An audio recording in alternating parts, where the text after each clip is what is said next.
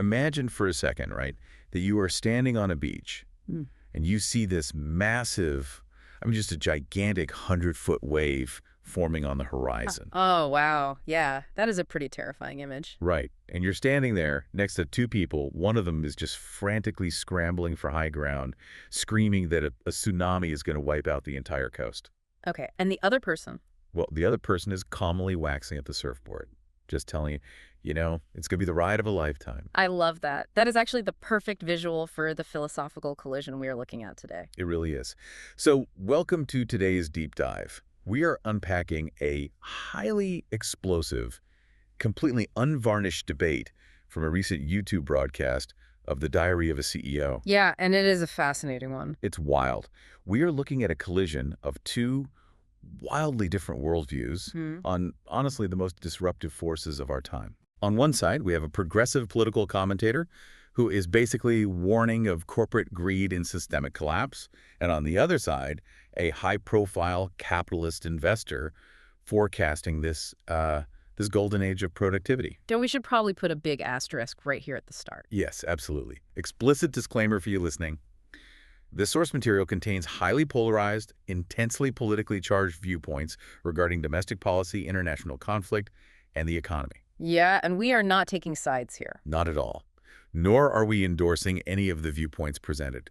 Our only goal is to impartially dissect the raw arguments so you can understand the ideas that are shaping our modern world. Right, we are just holding up a mirror to a very intense cultural and economic debate so you can see the machinery operating behind the daily headlines. Exactly. And our roadmap for today is packed.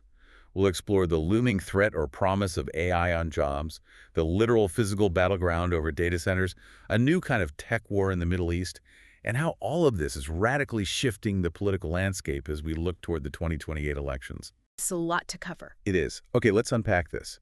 Let's start with artificial intelligence. The big wave. The big wave, exactly. Yeah. Is AI just a new, highly efficient tractor, or is it a complete replacement for the farmer entirely? Well, according to the progressive in our source, it's absolutely the replacement of the farmer. Really? Yeah, because a tractor still needs someone behind the wheel. The progressive is arguing that AI is the wheel, the tractor, and the farmer all rolled into one algorithmic package. That is a stark way to put it. And our two sources could not be further apart on the outcome of that reality. The progressive commentator looks at the AI wave and basically predicts an epic disaster. He threw out some pretty scary numbers, didn't he? He did. He argues we are staring down the barrel of 10 to 25% workforce cuts. Wow. Yeah, which would essentially trigger depression-level unemployment. And he backs this up by pointing out that the loudest warnings aren't even coming from outside critics. Right. They are coming from the very architects building the AI. That part of the source material was striking to me. It's very telling. He points to CEOs like Sam Altman at OpenAI, Dario Amodei at Anthropic, Elon Musk. These are the people intimately familiar with the code, publicly stating that AI could eliminate half of all entry-level white-collar jobs. Which is massive. And the sources even mention a private acknowledgement from the CEO of Uber, right, that 9.4 million drivers could eventually be replaced by autonomous technology. Yeah, 9.4 million. Just think about the mechanics of that. Right. It's not just replacing the act of driving. A fully autonomous fleet changes the entire economic model of transportation. You don't have to pay for health care. You don't worry about sleep schedules or human error. But then you have the capitalist investor. He looks at the exact same data and completely dismisses the panic as historic hysteria. Historic hysteria. I like that phrasing. Yeah, he actually jokes about the scare tactic, saying people act like the robots are going to eat the children. Wow, okay. To him, this is the identical panic we saw during the dawn of the Industrial Revolution, where weavers thought power looms would just end human labor forever. He points to the stock market, too. Exactly. He points to the S&P 500 hitting all-time highs as proof that capital markets see massive growth ahead. His core argument is that while AI ruthlessly disrupts legacy jobs, it ultimately unleashes a flood of capital that creates massive, new, high-paying sectors. Like what, for example? Well, he gives the example of the engineering boom required for space exploration and establishing permanent bases on the moon and Mars. Okay, wait. I have to push back on that extreme optimism because it ignores a glaring practical issue. Wishes. You can't just take a 61-year-old laid-off truck driver from Ohio or an assembly line worker in Cleveland and seamlessly transition them into an aerospace engineer building life support systems for Mars. No, of course not. The skills gap is entirely insurmountable in the time frame we're talking about. You can't re-educate a workforce of millions overnight. What's fascinating here is the profound cognitive dissonance pulsing through the entire tech industry right now. Oh, for sure. You have these AI founders simultaneously demanding trillion-dollar valuations from investors based on the premise that their software can replace human labor, Right. while publicly warning governments that their creations might literally break the social contract because millions of people won't be able to feed their families. It's a total paradox. It is. And this isn't some distant 20-year horizon. The source material notes that business owners are changing their hiring practices today. Because they are looking for that so-called 10X employee. Exactly. They are seeking entry-level candidates who have an innate, fluent proficiency with AI tools. What does that actually look like on the ground, though? Well, think about a junior developer. Using advanced AI models, that one person can now spin up the front end, the back end, and the database architecture for a project in an afternoon. That's insane. Right. That workflow used to require a team of 5 people working for 2 weeks. If one person can literally execute the output of 10, a company simply doesn't need to hire the other 9. But, you can't just hire a 10X AI employee and call it a day. That level of computational power requires an astronomical amount of electricity. Oh, absolutely. The physical infrastructure. Yes, which is triggering a very physical, concrete war right in our backyards. The virtual cloud actually lives in massive, humming data centers, and a literal battleground is emerging in local American communities over who gets to build them and who pays for the power. It is a fascinating physical bottleneck. The capitalist investor shares a story about attempting to build a massive data center in Utah. Utah, right. What happened there? He claims he faced such intense, highly coordinated local pushback that he actually hired forensic auditors to investigate the source of the opposition. Wait, really? Forensic auditors for a local zoning dispute? Yes. And according to his findings, he alleges that foreign actors, specifically Chinese funding moving through an entity called Arabella into local civic groups, are intentionally funding misinformation campaigns. Okay, but explain how that mechanism theoretically works, though. How does foreign money stop a building in Utah? The theory is essentially weaponized astroturfing. You funnel dark money into legitimate-looking local environmental or neighborhood organizations. Oh, I see. Yeah, and then those groups use local zoning laws, environmental impact reviews, and public hearings to stall the construction of power substations and server farms for years. So it's a delay tactic. Exactly. The capitalist argument is rooted entirely in national security. He's warning that while America gets paralyzed by local zoning boards and alleged foreign interference, China is aggressively building 400 gigawatts of coal power. 400 gigawatts. Yes, entirely unchecked by environmental policy or local pushback, simply to dominate the global AI race with their own advanced models, like DeepSeek. That is a massive scale. But the progressive commentator entirely rejects this foreign interference theory, though. Yeah, he doesn't buy it at all. Not one bit. He argues you don't need to look for a sprawling global conspiracy to explain why locals are angry. He says this is a classic case of local citizens being rightfully furious that giant tech corporations are just parachuting into their towns. Right, taking up all the resources. Bringing massive server farms into the community power grid and driving up local energy costs by 30%. 30% is a huge hit for a normal family. Huge. When a tech giant sucks up all the available megawatts, the local utility has to scramble for more expensive peak power, and that cost gets passed directly to the church, the library, and the average homeowner. Which is why the progressive compares it to the 2008 bank bailouts. He's basically saying, if we are going to be capitalists, let's actually be capitalists. Here's where it gets really interesting. Okay. The economics of this are wild. Even if the capitalist is right about foreign interference, doesn't the progressive have a completely valid point? It seems incredibly unfair to socialize the energy costs, meaning the local taxpayers foot the bill for an overtaxed grid and blown substations, while the tech companies privatize the trillion-dollar AI profits. It's a huge disparity. Right. If taxpayers are literally subsidizing the physical infrastructure required to run the algorithms, shouldn't they get equity in the upside?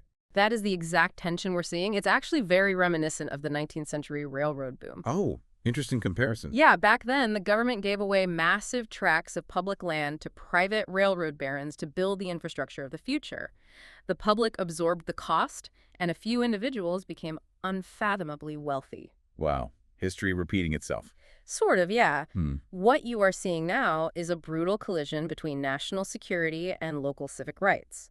On a macro level, there is a frantic global race for AI supremacy that will dictate the superpowers of the 21st century. But on a micro level. On a micro level, you have communities saying, look, we cannot sacrifice our water reservoirs and our power grid just so a Silicon Valley stock price can go up. That is a harsh reality. Yeah. And that transition from the global race for AI to physical military supremacy brings us to probably the most intense part of the source material. The geopolitical discussion. Right.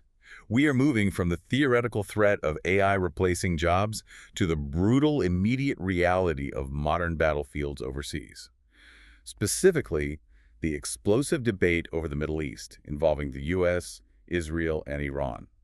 And again, just to remind you listening, we are maintaining absolute neutrality here, just reporting what the sources debated. Let's outline the progressive stance first. He heavily criticizes U.S. and Israeli policy, attributing American involvement to what he terms legalized bribery. Legalized bribery. Yeah, he points to massive campaign lobbying by groups like AIPAC and fossil fuel companies as the hidden mechanism driving U.S. foreign policy. He's looking at the money trail. Exactly.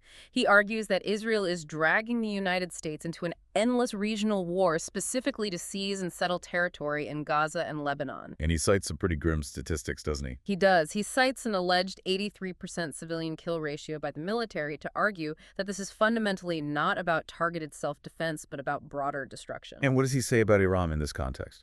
He insists that the Iranian government is actually willing to negotiate a peace deal specifically to keep the Strait of Hormuz open, which is one of the most vital arteries for global shipping. Right. But he claims that Israeli leadership is actively blocking any peace process because a state of permanent war serves their political survival. Okay, so that's the progressive view.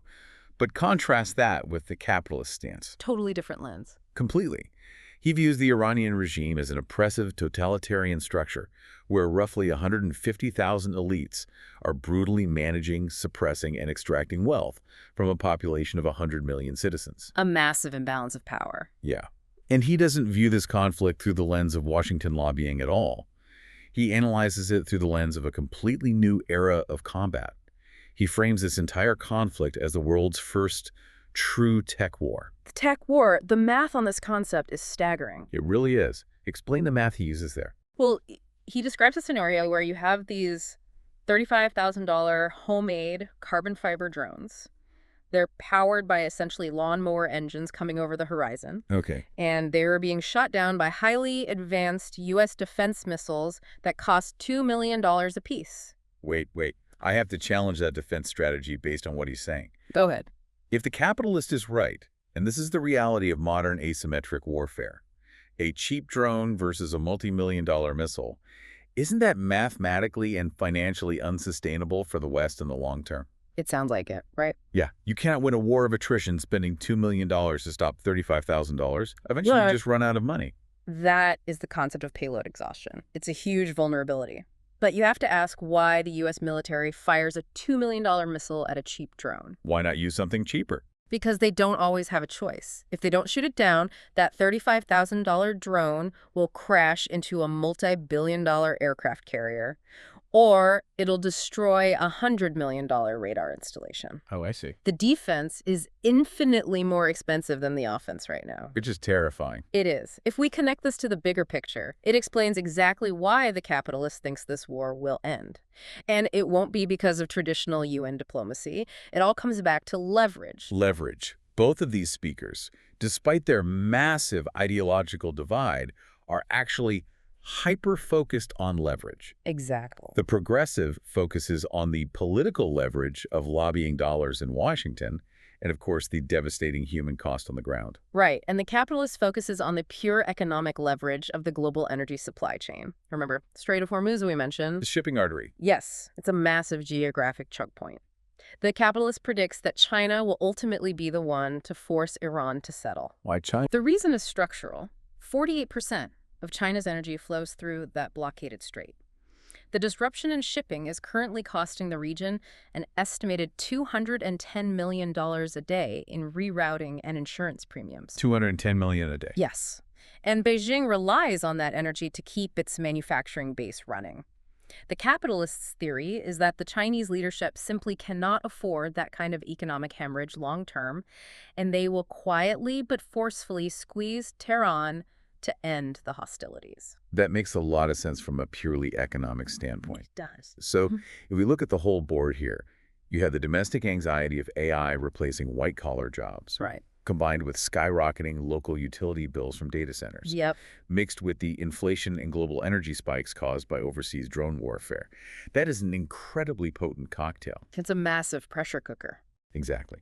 It creates a pressure cooker that is completely radically reshaping the political reality for you at home.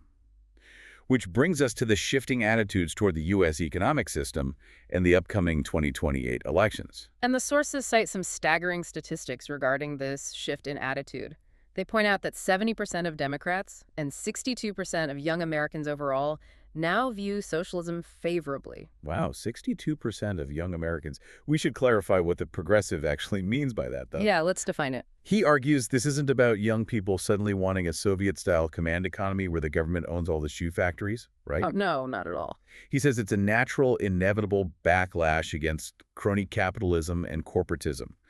Basically, a system where corporate lobbyists draft the legislation that regulates them. Right, he's advocating for a Northern European-style democratic capitalism. What does that look like in practice? To break that down, it means a system with incredibly strong social safety nets.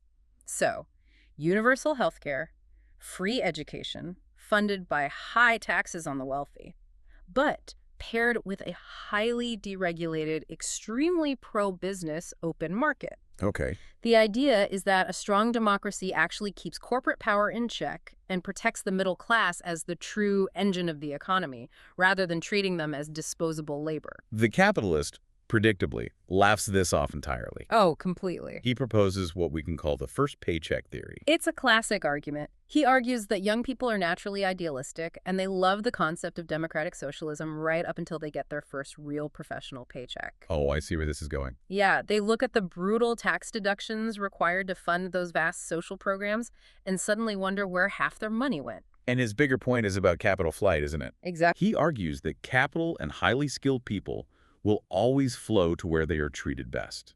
Especially now that remote work is so prevalent, you see massive wealth migrating out of high-tax areas like California and New York. Right, moving straight into low-tax states like Florida or Texas. His perspective is that if you tax the rich too much, they simply pick up their laptops and leave. So what does this all mean? Let me propose a thought experiment to you listeners. Okay, let's hear it. You have the far left and the far right screaming at each other on the national stage. But are these populists actually diagnosing the exact same disease? That's a great way to frame it. Right. They are both looking at a fundamentally broken, corrupt establishment that no longer serves the average citizen. The system feels rigged, whether you think it's rigged by welfare states or by corporate monopolies. They just happen to be prescribing radically different medicines to cure it. This raises an important question about the survival of the political establishment itself. Both speakers, the progressive and the capitalist, agree that traditional middle-of-the-road politics is dying. It's just too slow. Exactly. The sheer speed of AI development and the economic gridlock caused by global conflicts are accelerating voters' impatience. Gradual, incremental change doesn't appeal to a voter whose entire industry was just automated overnight. Which leads to the progressive's shocking prediction for 2028. Mm-hmm. He believes that because voters utterly despise corporate-backed, status quo politicians who just offer these safe, focus grouped answers, a true populist will undeniably win the next open presidential election. And he names names, doesn't he? He does. Right. He specifically predicts that a right-wing commentator like Tucker Carlson could easily sweep the Republican primary and take the presidency by tapping into that visceral anger. Wow. Or, conversely, that an honest populist from the left, someone like Representative Ro Khanna, who speaks directly to the working class without the corporate veneer, is the only viable alternative. So the middle is gone. Yeah, the days of the safe corporate centrist, the middle-of-the-road manager, they might be entirely over. We are watching the old rules of economics, politics, and diplomacy being rewritten in real time. Truly. Whether it's the existential threat of AI permanently replacing massive segments of the workforce, the physical fight over who controls the community power grid in Utah, or the economic fallout of asymmetric drone warfare in the Middle East. The traditional status quo simply is not holding. It's not. And as we bring this deep dive to a close, we want to briefly reiterate that our goal today was simply to hold up a mirror to these intense, polarizing debates. Yeah, we aren't telling you what to think. Exactly. We want you to see the gears turning behind the daily headlines, understanding the raw arguments that are driving our society forward for better or worse. It's about equipping yourself with the underlying mechanics of these massive shifts. And I want to leave you with a final provocative thought to mull over as you go about your day. Something that builds on everything we've just discussed regarding the looming shadow of artificial intelligence. Oh, I'm ready. Let's hear it. If the AI CEOs are right and artificial intelligence eventually does the impossible, if it completely decouples human labor from economic productivity, will the 20th century definitions of both capitalism and socialism become entirely obsolete? Wow. Right? If human beings are no longer the primary engines of production, will we need to invent a completely new economic vocabulary for the 2030s? That is honestly the defining question of our generation. Think back to that 100-foot wave approaching the beach. The water's already pulling back from the shore. The only question left is, are we going to learn to swim or are we going to learn to surf? Thanks for joining us on this deep dive. We'll catch you next time.